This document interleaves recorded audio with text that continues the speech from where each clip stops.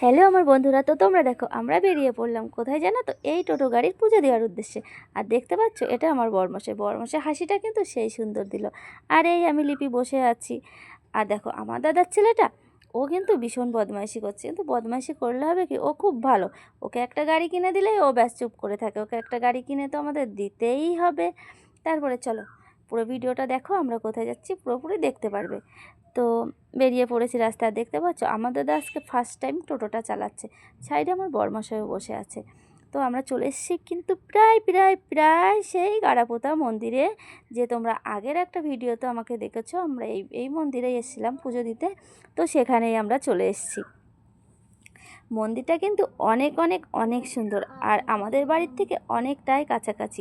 তোমরা যদি কখনো মনে করো এই মন্দিরটাতে পুজো দিতে আসবে, অবশ্যই আমার কমেন্ট বক্সে কমেন্ট রেখে যেও, আমি তোমাদের ডিটেলস আসার রাস্তাটা বলে দেবো। তোমরা সেই মতে চলে এসে অবশ্যই এখানকার কালী মাকে দর্শন করতে পারবে। আর মন্দিরটাতে অনেক সুন্দর, সাইডে একটা শিব মন্দিরও আছে, তো সেখানে আমার যাওয়া হয়ে উঠেছিল না। তো তোমরা দেখো এটাই সেই গাড়াপোতা মন্দিরের কালী মা। আর যাই হোক, ওইখানের পুজোটা কমপ্লিট করা হলো ঠাকুরের ওইখানের। এবার চলে এসেছি আমরা গাড়িতে পুজো দেওয়ার উদ্দেশ্যে। তো তোমরা দেখো ব্রাহ্মণ মশাই গাড়িটাতে, তো উনি ওনার মতন করে যাই হোক পুজো দিয়ে নিল। আর ব্রাহ্মণ মশাই কিন্তু অনেক ভালোই পুজো দিয়েছিল, আর ব্রাহ্মণ যেহেতু অনেক ভালো তো পুজো দেবেই। আর আমার এই ভিডিওটা কেমন লাগলো, তোমাদের যদি ভালো লেগে থাকে